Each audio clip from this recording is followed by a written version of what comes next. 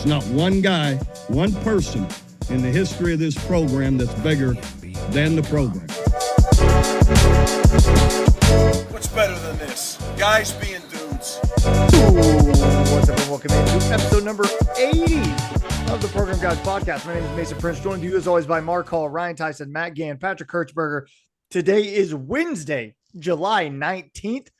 Be sure to like, subscribe on our YouTube channel. We've hit 1,600 subscribers. Folks, the new goal is 2,000 subscribers by the time next football season starts in September. Hop on the program now. We need about 300 plus more to get us to our goal of 2,000 subscribers. You can follow us on Twitter at Program Guyz with a Z, our Instagram Program Guyz with a Z, our Facebook page Program Guyz Podcast, on TikTok at Program Guyz, on Threads at Program Guyz. Patrick, correct? That's right. Thank you, Patrick. And Spotify, Apple Podcasts, Google Podcasts, all of that good stuff. Gentlemen, how are we doing? Technical difficulties for me today, but thank you guys for rolling with it. That's how dedicated we are, folks, at getting the pod out. Most podcasts, when there's technical difficulties, throw their hands up in the air, say, we'll just do it next week. Not these guys.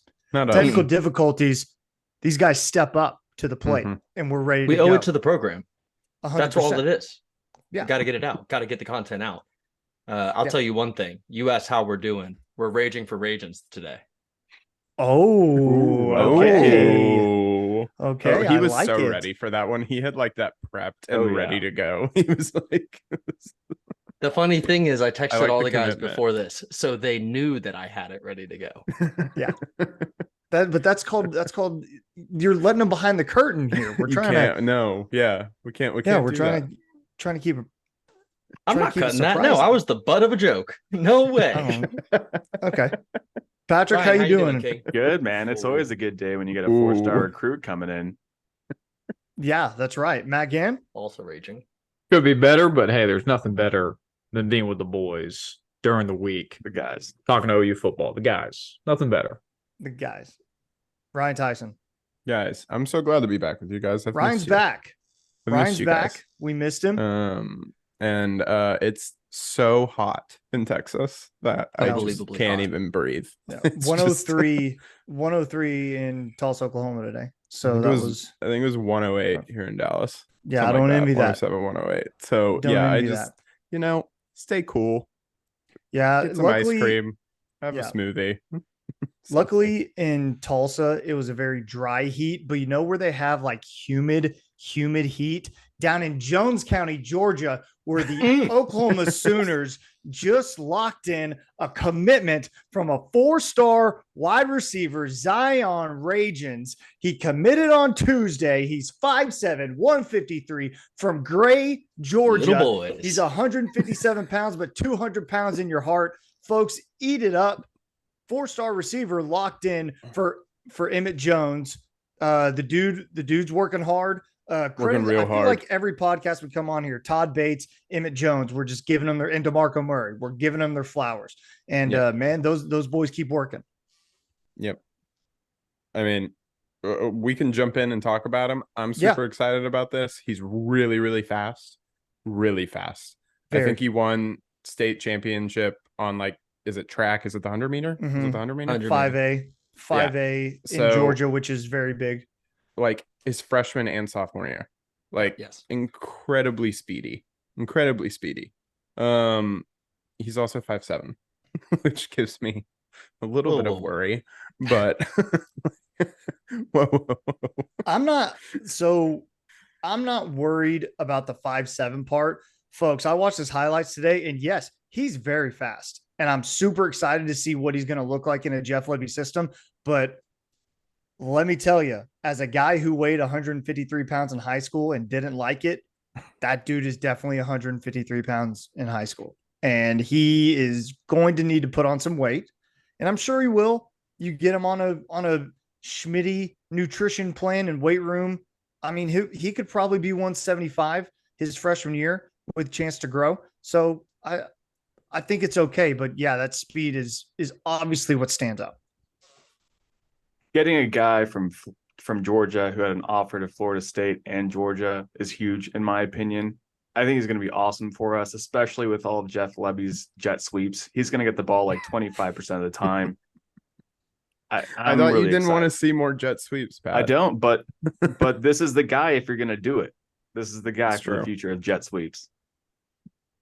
Patrick officially out on jet sweeps to Drake Stoops. Let it be known. I'm out. He's And officially Gavin. out Out on on Patrick out on class of 2025 receiver Zion Ragins.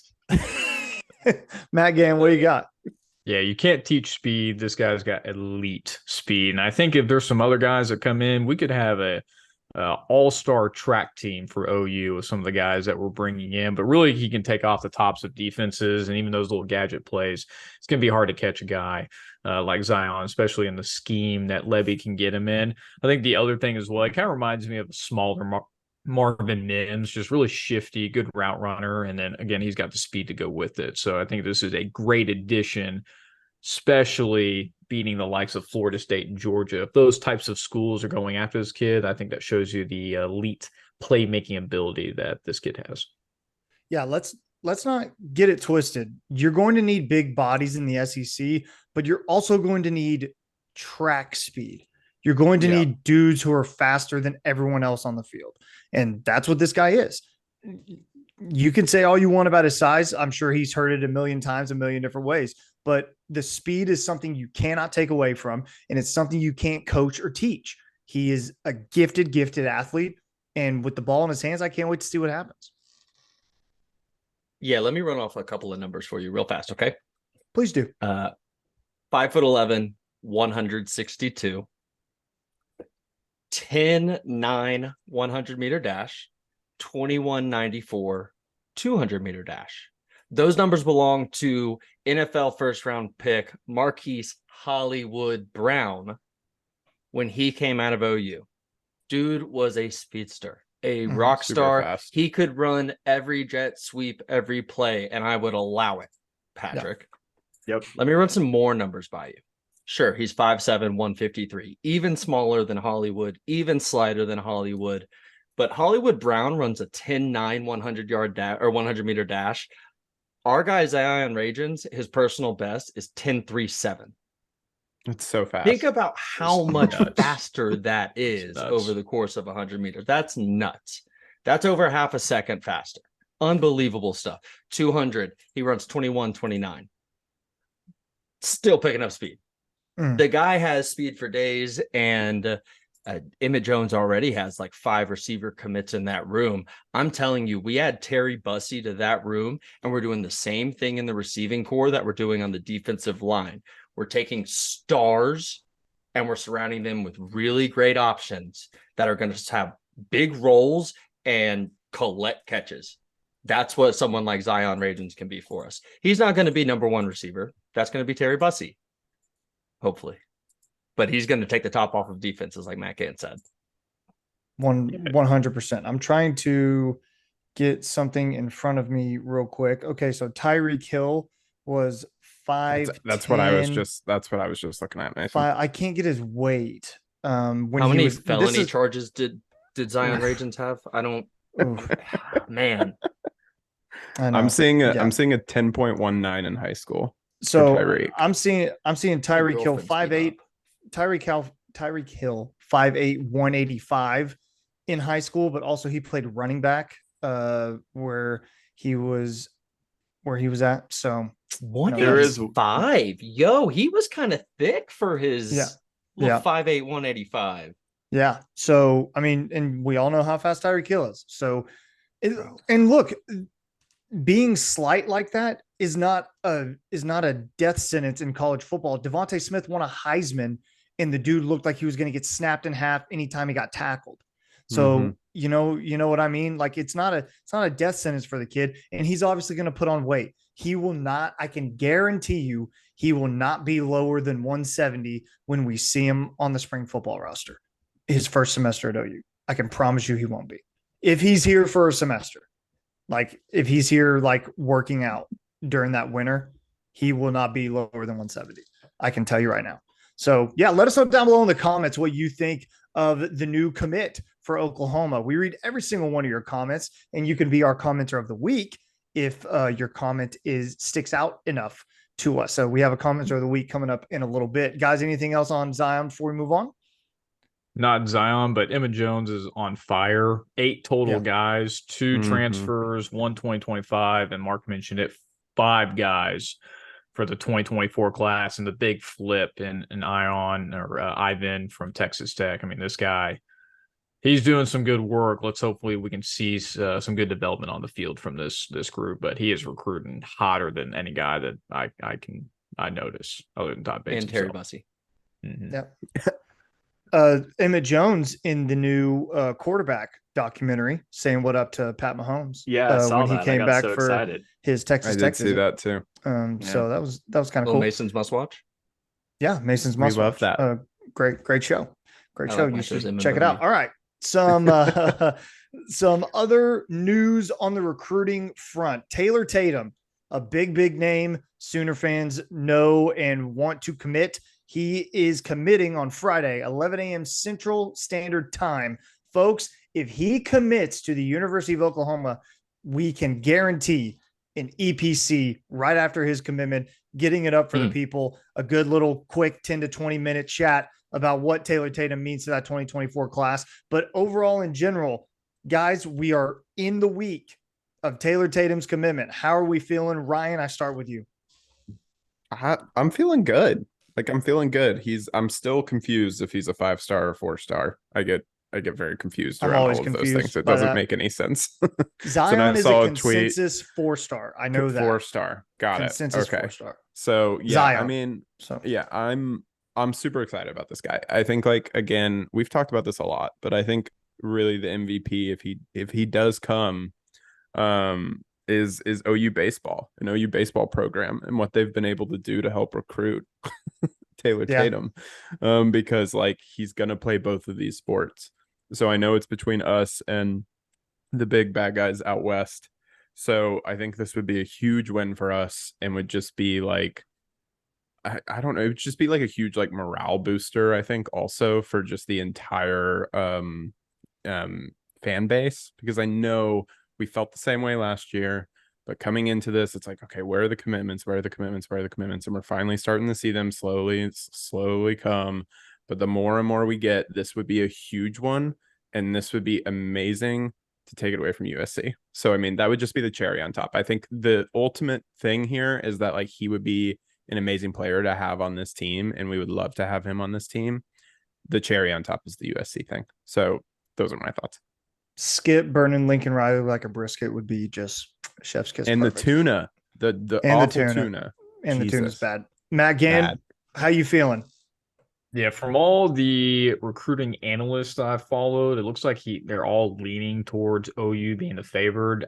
I'm not gonna, I still feel kind of iffy with Lincoln Riley being in the mix and the offensive guru that he is to drive in that offensive talent. So I'm hoping that on the 21st, when he commits, hopefully to OU, that's really going to draw down a lot of other attention to another running back that we're looking at, Caden Durham, at the end of next month. So, man, I know we talked a couple podcasts ago that we'll take all the talent in the RB room. So, obviously, if we get one of these guys, I'll be happy. If we get both of them, sky's the limit for this running back room.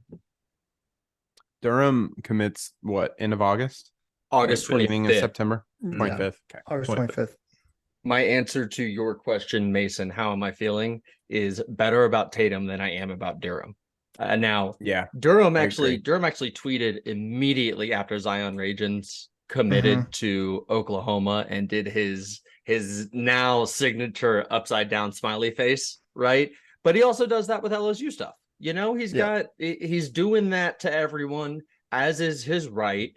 But the fact that he commits so far after Taylor Tatum does makes me think if Taylor Tatum does commit to Oklahoma, Caden Durham is looking at 2 backs already committed in that class, and he's got Brian Kelly in his ear every single day trying to get him to LSU. So that's going to be a real feather in DeMarco Murray's cap if he can find a way to bring all 3 of those guys to campus. And even if we don't, if we pull Taylor Tatum on Friday, that's going to be a big win. Patrick, anything to add? You guys covered it.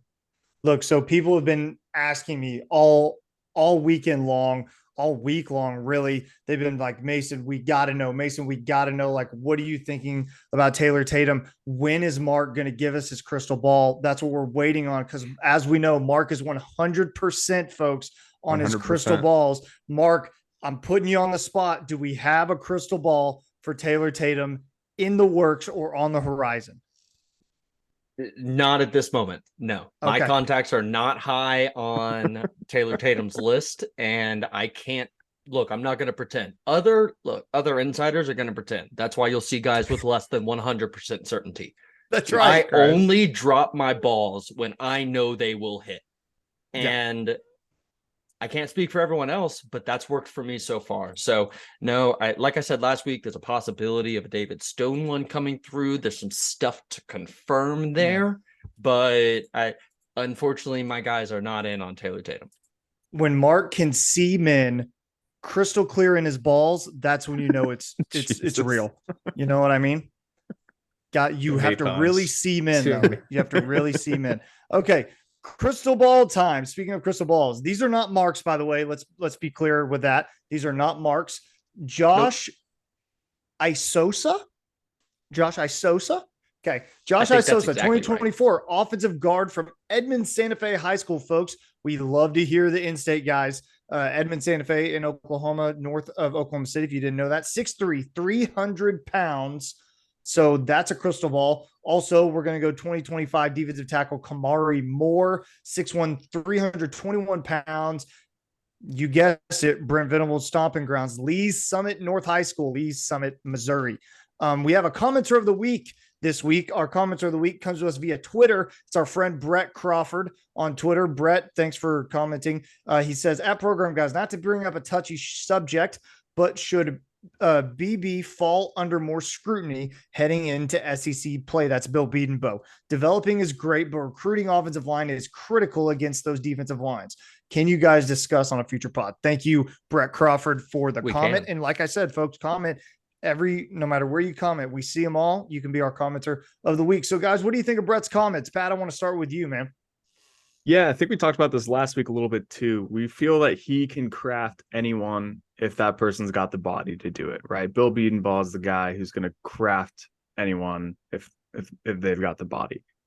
But Brett's right in his comment, right? We need to also get those high-level recruits and then craft those high-level recruits because they have a bit more potential. It's good to see these 3-star guys come in. It's great. But I mean, yeah, it's definitely a good question. So, you have Caden Green come in, and there's rumors that Caden Green is going to be on the threshold of being a starter. Like he looks good in camp. Everybody likes how he looks. He's got a good size, all of that stuff. So to that comment, I counter with Caden Green to see what happens with Caden Green. But also I understand what he's saying. Let's face it. We love Bill Bedenbaugh on this podcast, friend of the program, follower of the program, guys, as you should be as well. But Bill will probably be the first to tell you the offensive line hasn't been up to snuff. Definitely wasn't up to snuff last year. I'm sure he thinks they could have been better and they can develop better. Tyler Guyton is a guy that is on a lot of people's radars for his strong offseason and supposed to be a top tier draft pick come the end of this season. So that's another guy who has developed over time. But yeah, I mean, your starting left tackle is going to be a transfer in Walter Rouse, who is healthy. That's not a guy that Bedenbaugh's developed. So I can understand where he's coming from with the comment. I think we got to give it another year here. The class of 24 doesn't have as many elite premium linemen to go after. And he's right. We have struck out on most of them we've been in on. We haven't gotten those wins the way that we did last year. But that's the thing. We were able to get those wins last year. Joshua Bates comes in, Caden Green comes in, Logan Howland comes in, Heath Ozida comes in. And every one of those we lauded as a big signing. We lauded because they looked like a Bedenbaugh guy. They were tall, they were big, with a frame to put on even more weight. This year, that's going to be several 3-stars, it seems like. It's Josh Isosa at 6'3", 300. It's our guy from last week, Eugene Brooks in California, 6'4", 325. So we're getting some big guys, but the pedigree is not going to be the same. I like what you said, Patrick, where we do think that, I mean, he's the best in the game at developing offensive linemen. You're not going to find a dissenting opinion here, I think. At the same time, you cannot constantly be counting on developing a 3-star into a 5-star player. You have to be able to bring in 5-star players and develop them into something even better. And this year was definitely a down year. I don't think last year was. Caden Green was 5-star in some places, and he was a 5-star in the Mark Hall recruiting system. So that's what really matters. The most important. And let's see what next year looks like too. We'll be going directly into the SEC. A lot of factors at play here. Ryan, we haven't heard from you yet. What you got, King? No, I mean, I think you guys covered most of it. I like, my biggest thing was I think that, like, this is going to sound very like in economic terms, but like the supply of elite offensive linemen was low this year, like in the 2024 class. Like it was not as high as last year. Mark said it just a little while ago. So I think like we have to, I think this comment is a good comment, and I think you always need to look at it in the eyes of saying, you know, like he's not like, Bill's not like Messiah on earth. Like he's not going to be perfect every single year, right? And like that's okay. That's why we have all the people that we brought in last year to help with that, all the people we're going to bring in next year, right? So I don't think it's like early enough to be able to say like I think it's too early, I would say, to say like, oh, we need to scrutinize this, because I think ultimately at the end of the day, like, let's see where we land. If this becomes a trend, then I think we have something to worry about. Megan? Yeah, I think it matters a lot heading into the SEC. I think BV knows that ball games are going to be won starting in the trenches on the defensive line, which is obviously one of the stronger suits with all the guys coming in next year. But it has to be done on the offensive line too. They got pushed back and pushed around too many times, not giving DG enough time as well. So they're going to have to really come together. And really Bill Bedenbaugh, he's kind of a mad scientist, right? Even the starting line the first week is probably not going to be the group that starts week 5 or at the end of the year. So he's going to continue to craft these guys and put people in positions that he think is going to be best for the offensive line, the run game, and protecting the quarterback. So Todd Bates and Bill Bedenbaugh are always going to have the most scrutiny, because those are the first two position groups. They're going to have the most highly recruited guys that they need, and NFL guys on both the lines. So I think they're always going to fall under the most pressure. And Bill Bedenbaugh has proved it time and time again, but he's still got to recruit on a high level no matter what. You guys are all talking down last year's offensive line, and I need us to remember right this second that there was 2 NFL offensive linemen that may be going into their NFL seasons this year starting for their respective teams. You're right. That were starting on that offensive line. I love Tyler Guyton. He didn't start over those guys. Like, that's just the truth of it. We are projecting a lot there. I understand the question and the concern, but I do think we do need to give it time. I think we're landing in all the same places, but I get what he's saying. Hey, Bill, friend of the pod, smile to recruits more, man. Yeah. You're a great guy with a great personality. Just let it 100%. Shine. Take a Let us know down below in the comments what you think of Bill Bedenbaugh, how his offensive line recruiting style has maybe changed over the years, how he's developing guys. We read every single one of your comments. All right, guys, anything else on these crystal balls before we move on? Yeah, I have a quick thing on Kamori Moore, the 2025 crystal ball. Lee Summit High School. Can we talk about this? Is this a new like development like school for OU? It's gotta be, because Isaiah Mosey's dad is the head coach, man. It's and he like, played for Bob Stoops. Like, this is incredible. We're still waiting to see what happens with Winery, but like this is so cool that we're just like, okay, these really talented individuals are just kind of coming in this process like through relationship building. And like, again, I love the fact that like BV, this is something that's so important to him, is to create relationships with these high schools all over the country, because we're seeing the benefits of that.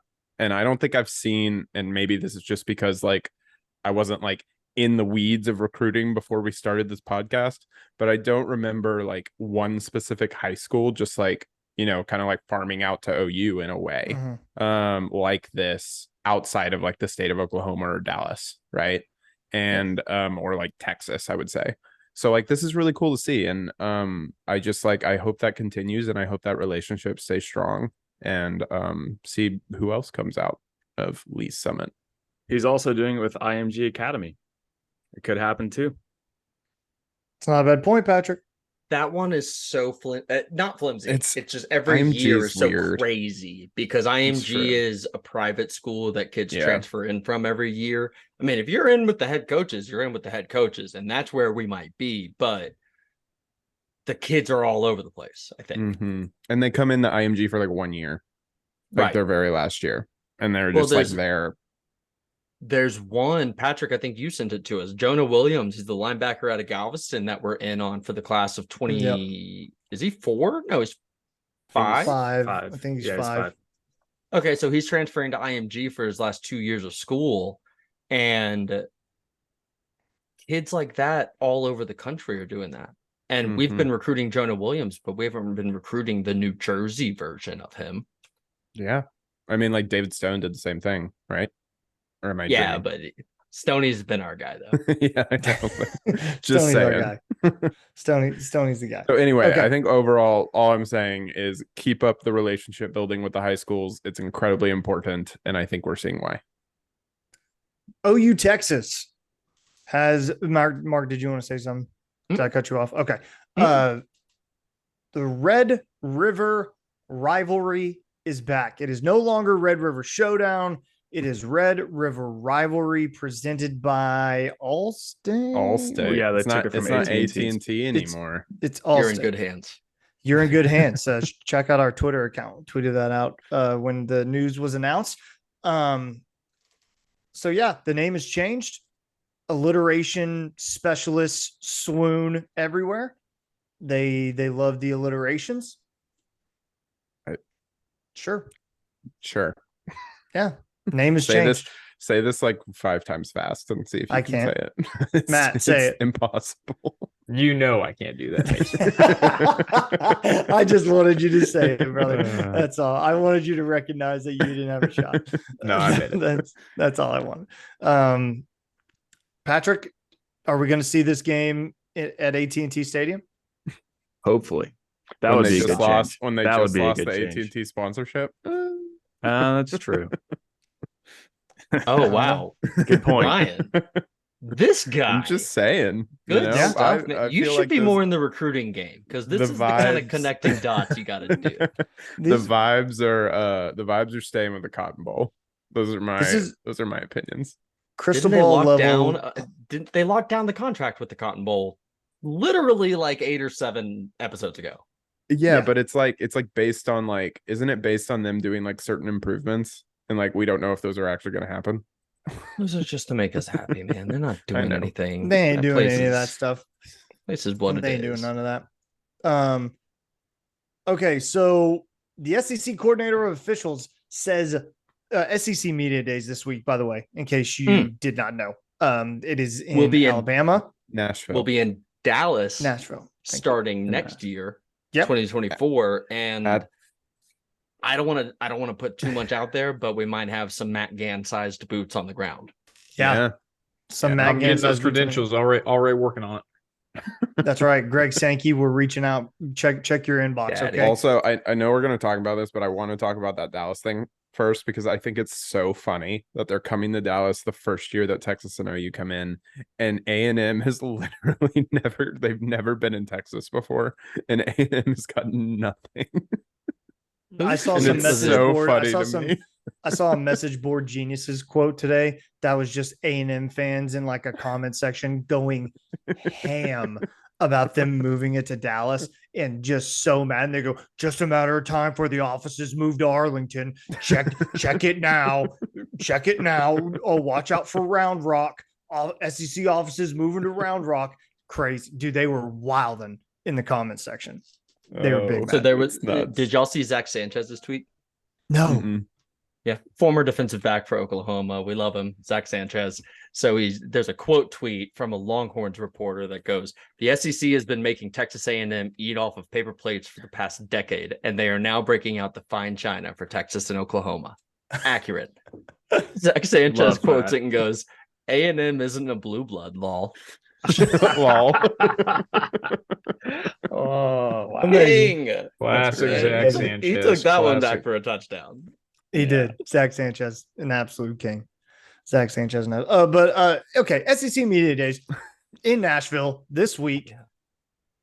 SEC coordinator of officials says horns down gesture will be penalized on a case-by-case basis.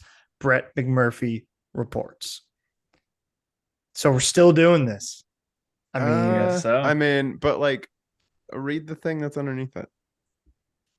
there's a difference between a player giving a signal directly in the face of an opponent as opposed to doing it with teammates.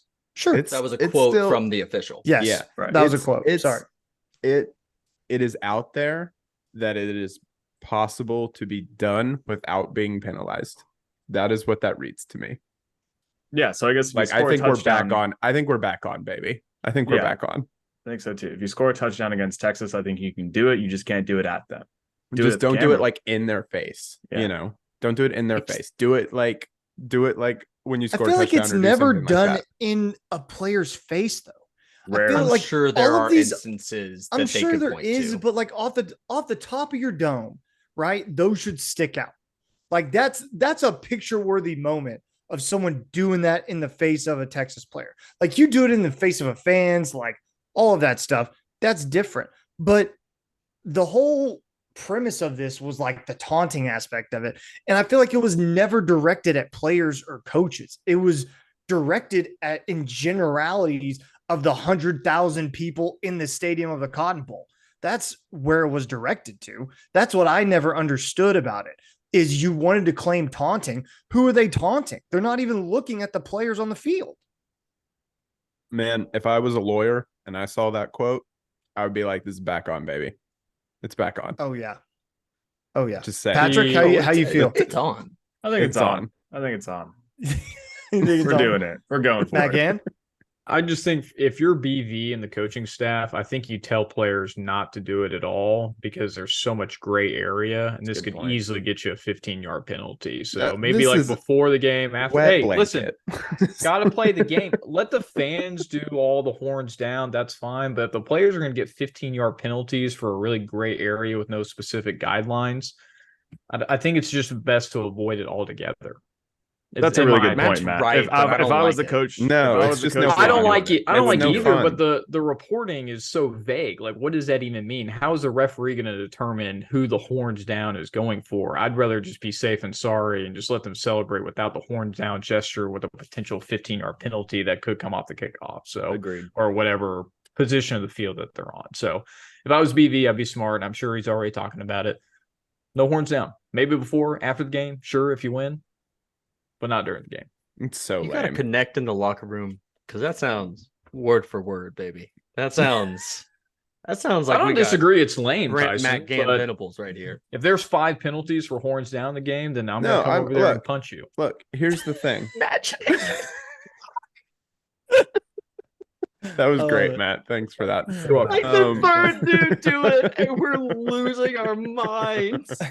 The only thing that I would say is like, hey, give it a shot. See what happens. We're in a new Such a regime, bad baby. mindset. So There bad. will be games before we play them, so Like, we'll work it out. We'll work it out. If we like throw one down and we immediately get penalized for it, yeah, let's not do it.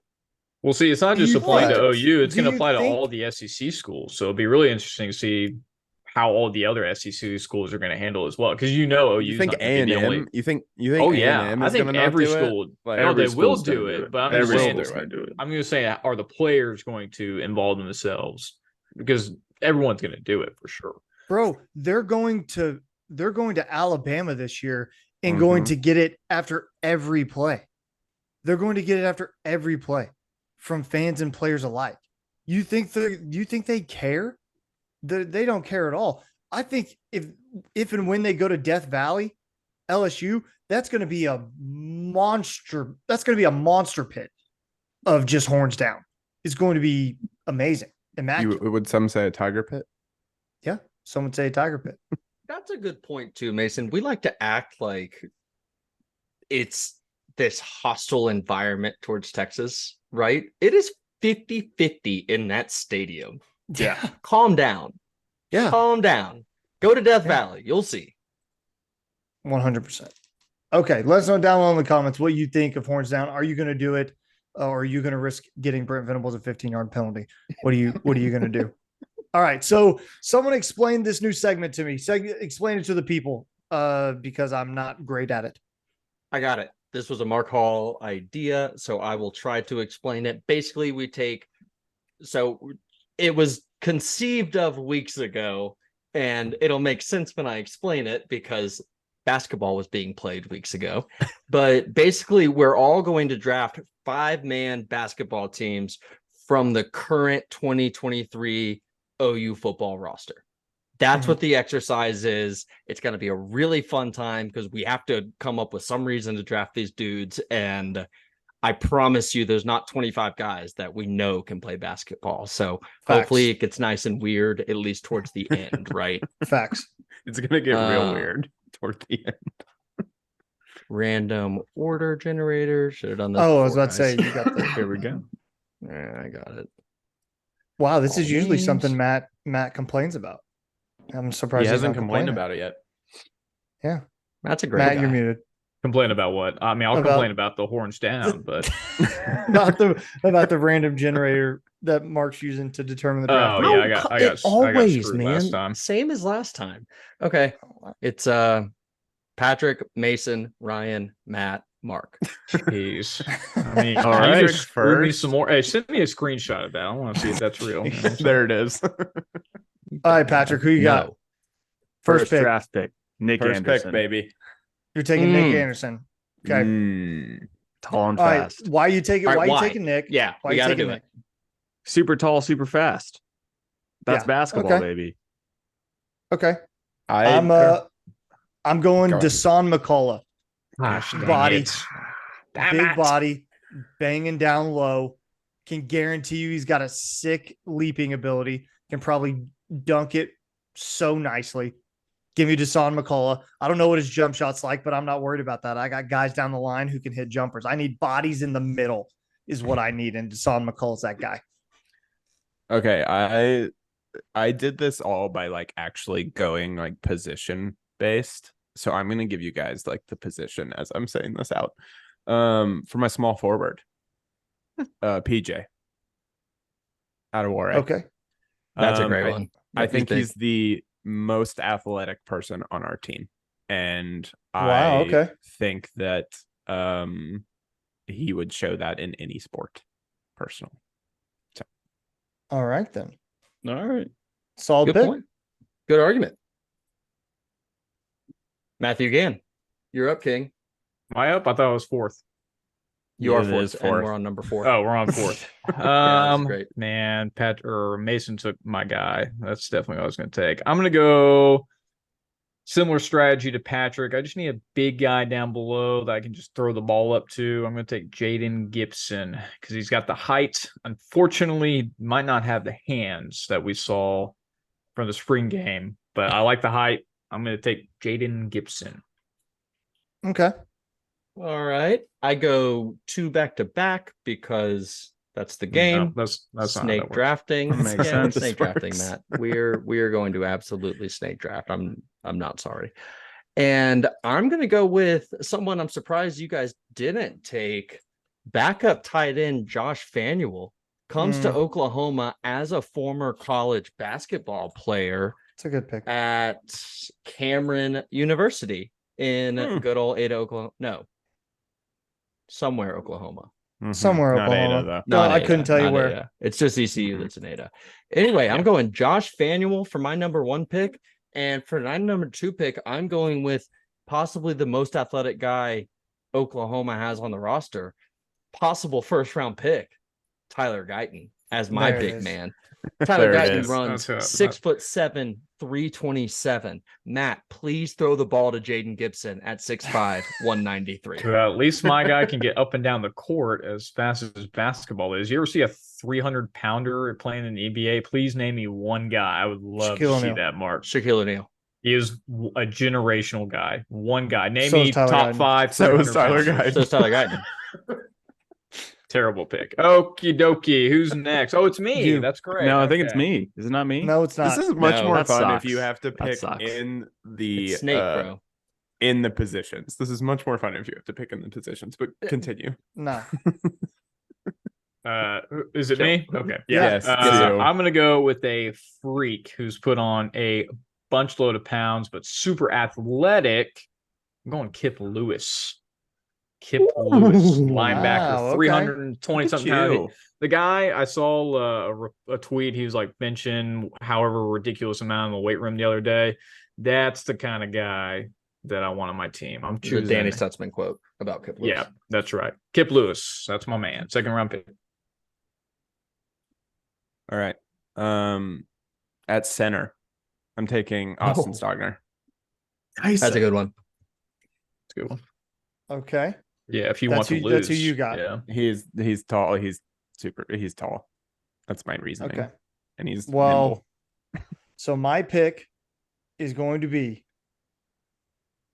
Drew Heinig, 6'5", 264 from Glenpool, Oklahoma. I can guarantee you the kid played basketball in high school. He's a freshman defensive lineman. I got another big body down low to help me out. I'm going for size right now. Okay.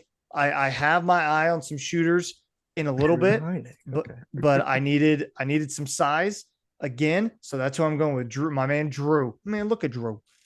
6'5", 264. Don't think he played basketball. At a small school like Glenpool, I can promise you he did. Look, man, I Googled him. That's all I'm saying. Is I Googled him. I I know gotta you're believe coming at everything me a on the little internet. bit. I'm just saying I Googled him. Putting it down. Patrick. All right. Got the Give me twofer. Andrell Anthony. A super fast guy, can get up and down the court, good Ooh, height, solid pick. gonna shoot. Yeah, he's gonna be great out there. That's a good one. Oh, is it Patrick, back? you It's back to me. No, Patrick does good? No, another. it's to Patrick and then you. Oh Yeah. gosh. Because we're snaking. Oh, here we go, Pat. We're snaking. Oh, We're snaking. no. We're always snaking. Oh no. All right. I'm gonna go with a hot take here. Uh-oh. Uh-oh. Davis Bevel. 6'6". Oh. This is a I got tall, fast guys. I got Davis Bevel. I got tall, fast guys, and I got Davis Bevel. Would you say fast? Is that No, it took. Oh, I mean, you have tall, fast guys, and then you have Davis. Yeah. Got it. Okay. What's No, the I mean, idea you here? can That both. Davis will overthrow their passes?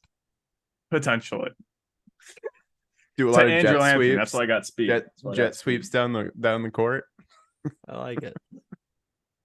Okay. Braden Willis just comes in instead. Out of retirement, coming in. Okay. All right, Mace. All right. My point guard, Peyton Bowen. Peyton Bowen's my point guard. It's a good one. 6 foot, 199. I feel like the dude can have some range. Yeah, Peyton Bowen's my point guard. So now I have three. I have a guy up top. I think I have a 5 and a 4. So I'm filling out my wings next, just so everyone's clear Mhm. what my game plan is. Okay. Ryan's over here talking how mad he is. We're not picking by position over here. I am, and I got my appreciate roster this. in mind. I'm I figuring it appreciate out. this, Mason. Look, I'll put my 5 in a way that makes sense when I've built the unit out. Okay. Yeah. Okay, I'm also going point guard. Javante Barnes. Damn it. God, Damn it. gonna murder people. I love it. Okay. So big. All right. Who's Any up now? reason or just because he's an athlete? He's just an athlete, and he has the ball a lot, and usually a point guard has the ball a lot. So that's my not a great argument, but that's my argument. I like it. Hate you a lot. I'm gonna go guy with good hands. Probably gonna be the top receiver for OU this year. I'm gonna go Jaleel Farouk, athletic wing, good with his hands. I like the size as well. Jaleel Farouk. Okay. Oh, man, that leaves me for 2, right? Mm-hmm. That is how a snake draft works, my friend. That is right. Wow, y'all You're should great. fight. I love you so much, man. Y'all should All fight. right, here's the thing. Here's the thing. You guys aren't ready for it. I'm going freshman Taylor Heim. Taylor Heim. Oh yeah, that's a good Mhm. one. 6'4", That's a good one. 202, started in basketball in high school. He was a power forward there. He'll probably play a little bit more out on the perimeter for me, just from a lanky perspective. He's only 10 pounds heavier than Jaden Gibson, so I don't know how much I can trust him down low, but I think that's really going to round out my starting 3, at least so far, in a good way. So that's Taylor Heim for my first pick. And then here's something you guys weren't ready for. I'm going to go with the best arm on the team. Jackson Arnold is my point guard. Ooh. Okay. 6'3". It. Little change Okay. up there. I like it. I'm about it. Matthew Gann. Yeah, I'm gonna go pure defense on this pick here. I'm gonna go with a freshman, Makari, the seatbelt Vickers. No one be able to get by this guy. I need an athletic wing defender. That's my guy. Is it Ryan now? Yeah.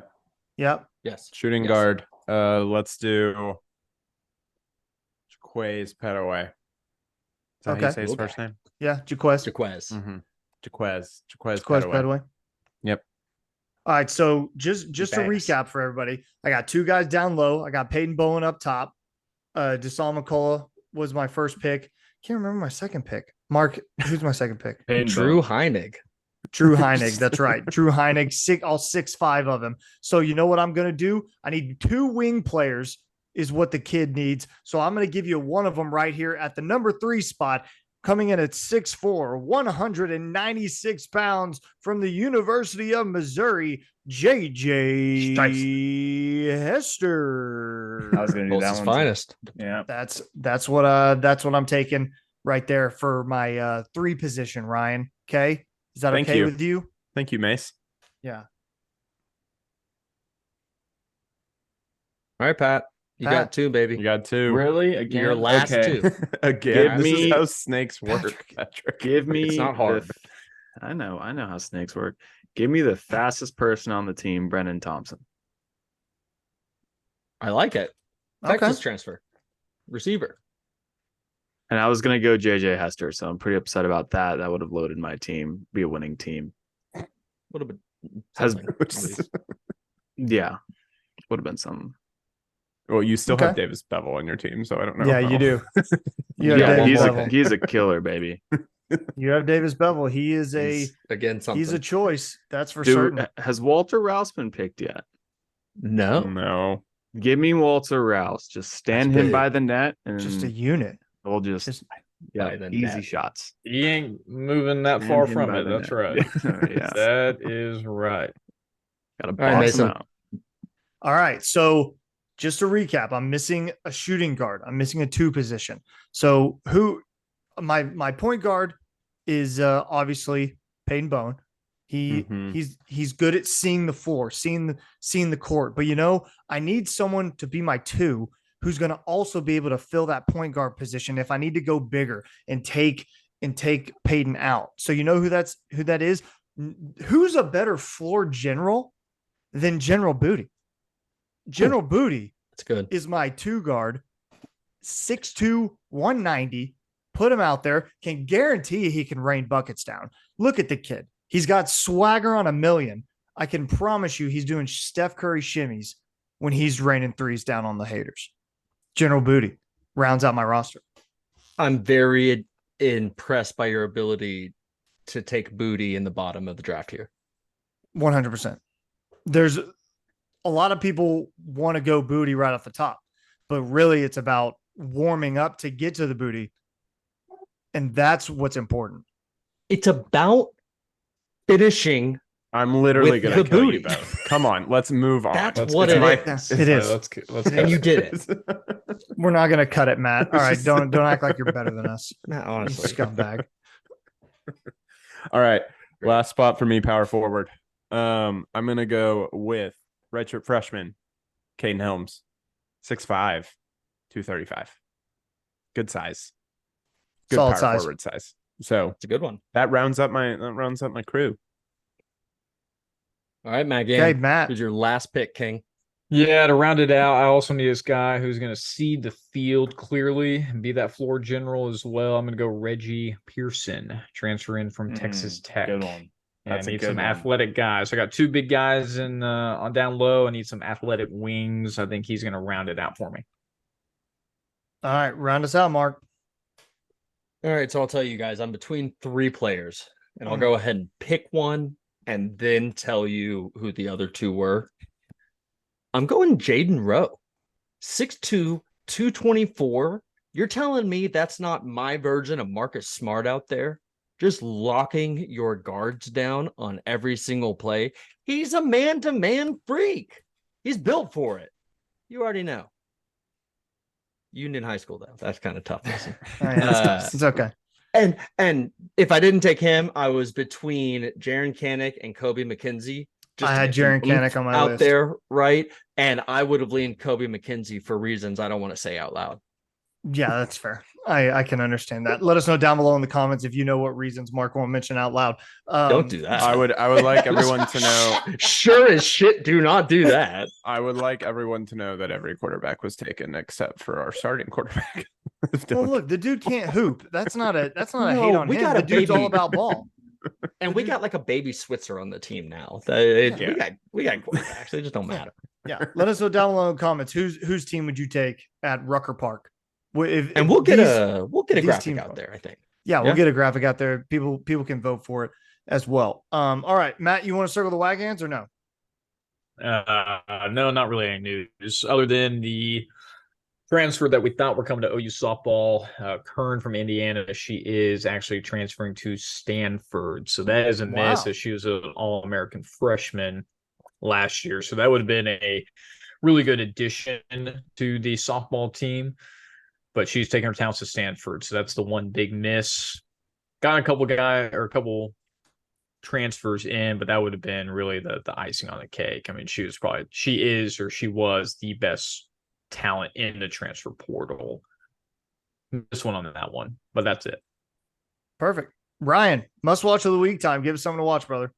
Yeah, I'll make this quick. I just watched the new Mission Impossible movie in theaters, Dead Reckoning Part 1. Y'all, I love Mission Impossible movies. I think they're fantastic. They're some of the best action films that you can get right now. Tom Cruise is, not everyone's cup of tea, but man, can he make an action movie? Does all of his own stunts, just like a kind of a crazy person, but like we love him for it. And so like, yeah, this I'm not gonna like get super into this because it's a part 1 and part 2 will come out eventually. It is a 2.5 hour thrill ride. Some of the most incredible set pieces I've ever seen. Haley Atwell is in this movie, and if you guys have not seen Haley Atwell, please look up Haley Atwell because she Captain is Carter. Yeah, I mean it's Captain Carter, but like, some people might not know who she is. And she's very talented, but she's also, a very attractive woman. So like I will say that. And Ryan. Ryan, you Ryan came for the that. people Ryan, this time, you man. dog. Ryan's like, it's a 2.5 hour action movie with boobs. Dude, Ryan, you like okay, girls? you got Rebecca Whoa. Ferguson in there. You got a lot of just attractive people in this movie. And you always want to see a movie with attractive people. Clip it, baby. I'm ready. I'm not gonna clip it. Anyway, what I'm Stop saying to is clip things. Yeah. Started doing that when I started clipping things. some really great action pieces. There's one set in Rome in this movie that is really incredible. It's a car scene and it's just really great. It's just like you can't find this kind of action in most movies nowadays. It reminds me a lot of like it's different, but it's like kind of the John Wick films, with the type of like set pieces that they have. And Did I throw something at you? What? Do it. The reason you can't do that is because there's no one behind Tom Cruise. There's no one you'll make a movie around, even close to something like Mission Impossible. Go ahead. That's for our movie pod income in a billion years. I would say this one's a part one. So it doesn't like, this is the first Mission Impossible. It doesn't like close out like that chapter and like move on to something else. So like it ends in a very like open way, getting ready for part two. For that reason, I don't think it's probably as good as like the last one, Fallout, which I love. But it's still incredibly solid, really great set pieces. Go see it in a theater. Really good stuff. So that is my must watch this week is Mission Impossible Dead Reckoning Part 1. Love it. Thank you, Ryan. PGP MVP of the week time. Matt Gann, we'll start with you because I have no idea what this is about. I do. Oh, someone put that in for me. So that was Mark. Yeah. Well, who's your MVP? My MVP. I'm going tennis. Wimbledon, the greatest grass on earth. Carlos Alcaraz winning his second major over the legendary, and if not the greatest tennis player ever, Novak Djokovic. Not a lot of people gave this kid a lot of credit being number one in the world for various reasons I won't go into. But he was the underdog going into the entire tournament, heavy favorites for Novak, and he came out there and really showed that he is a tennis prodigy under the legendary Rafael Nadal. This kid is 20 years old. He's got a long career ahead of him, and it might be a changing of the guard, but I wouldn't think so fast. Novak's still got some tennis in him. But Carlos Alcaraz for winning the Wimbledon, his second major. Love it. Patrick, who's your MVP? Yeah, my MVP is the current Twitter poll we have up right now. I will go ahead and read to you. It asks a question. Do you think BV's statement? Yeah. Do you think BV's statement regarding Coach Prime is being blown out of proportion, or do you think Brent Venables was throwing shade? 72% of people think that it is being blown out of proportion, while 28% of people think BV was throwing shade. I agree with the Twitter poll. I do not think it was shade, and the media has just got to find something else to talk about besides Coach Prime. Dude, I hate the internet like putting out the fake Coach Prime. Yeah. Crazy quote that that is literally not real. And people just put graphics on a quote card and people are so dumb. They're like, that's real. He said that. It's just no. Is the coolest thing Deion Sanders has been able to do, is it getting people to legitimately just call him Coach Prime? Because that is probably, there's no coach with a name cooler than that. Like it doesn't get close. Here's the quote from Brent Venables. I gave guys 12 months of grace. I was unlike Deion. And then ... because he doesn't mention Deion again for a while. And then he goes, that matters. A year ago, I challenged the guys. I wasn't like Deion that gave guys a bunch of pink slips. That's the entirety of what was said. Come on, man. Yeah, that's not shade. I don't think it's a shade. I don't think it's shade. It's just facts. Yeah, it is. It's what he did. It's like what he should have done was just say, I wasn't like Deion that brought my Gucci baggage with me. Like he should have used his own words. He should have just said that he wasn't like other like programs that did things differently. Like he should have just kept a name out of it. Like that's what he should have done. And I bet looking back, he's like, I probably should have done that, and I wish I would have done that. But that's not shade. That's just being like, we have two different ideologies around this, and like, that's what it is. We texted about this Twitter poll earlier. Do we? Yeah, go vote on the Twitter poll. I'm sorry, Mason. We texted about this earlier. Do we like feisty Brent Venables? It feels out of character to me. I kind of like it. I like it. I mean, because really, character. He was in character last year, and they weren't a very good football team. So maybe he does need to be a little more feisty. Maybe he does need to be a little more sassy. Like maybe he does. In the last month, we've taken 4 recruits that Miami was also in on, like down to the last group, right? And I bet Cristobal was doing some shady recruiting stuff for Brent to be so angry. He says it right there. Or have it be top of mind, I guess. Mhm. Yeah. Yeah, I like feisty Brent. I'm like, I think there is a fine line between being like feisty and like respectful at the same time and being like just a straight up asshole. And I think Brent is walking that line very, very well. If it goes a little too far the other way, maybe I'll feel a little differently. But like at the current moment, I don't think anything he said, like I think he's just putting things out there, like his opinions and the way he feels and like the processes around things. So I like it. I think it's much better than him just being like kind of, like not talking about some of this stuff. Perfect. All right, Ryan, give me your MVP of the week, man. Yeah, so back on the movie train, because you guys know me. This weekend is an event titled Barbenheimer. I'm sure you guys have seen it on Twitter. It's everywhere. It's great. Two very, very large movies are coming out this Friday. Barbie by Greta Gerwig and Oppenheimer by Christopher Nolan. I will be seeing both this weekend, so I will let you guys know. But Oppenheimer on Saturday for me. It has become a like we really haven't, and I know this is a sports podcast, so I will keep this short, but we really haven't had like a movie event like this, like talked about like this in a really long time, like a cultural event like this, probably since like Endgame would be my Spider-Man.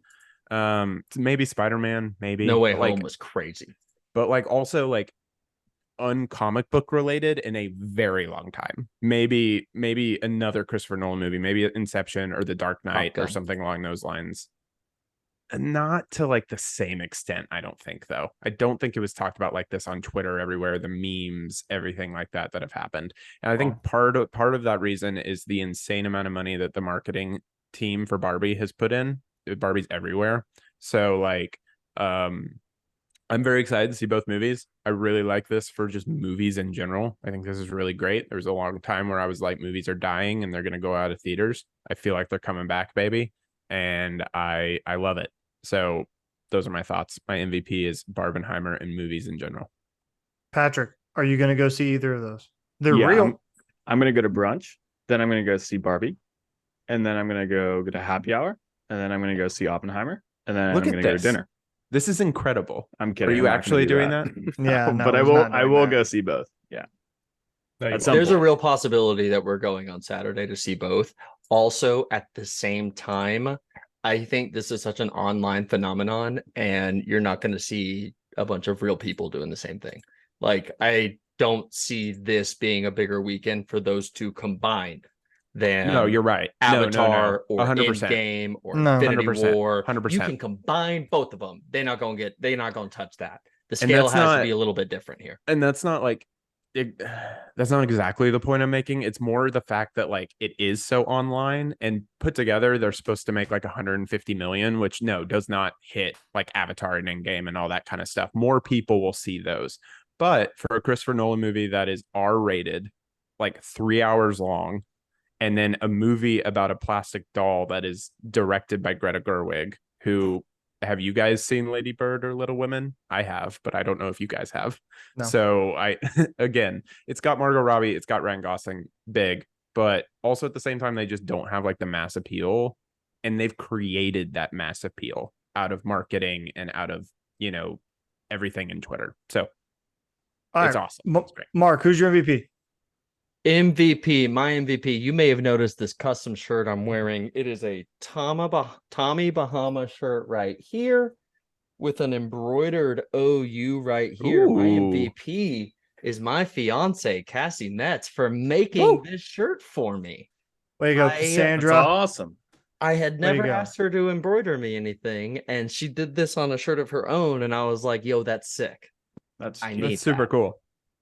So yeah, first time she's been my MVP, and it's for a really great reason. She actually just walked in a minute ago, so hopefully I get something even better next week.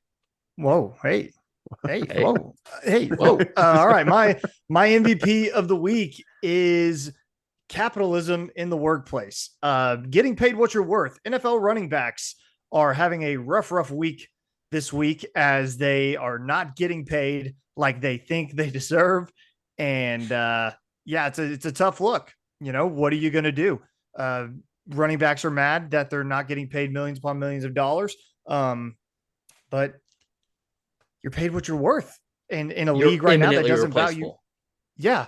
In a league that doesn't value running backs like it used to, and it's cyclical, right? Running backs, when Jerome Bettis played, were paid a lot of money. They were paid more than wide receivers, and now they're not because it's cyclical. I think in 10 years, running backs will be back and be being paid more, but right now it's not that time. You know, you never heard about right guards complaining about their value. No. Those guys just rough it and get the money they can get.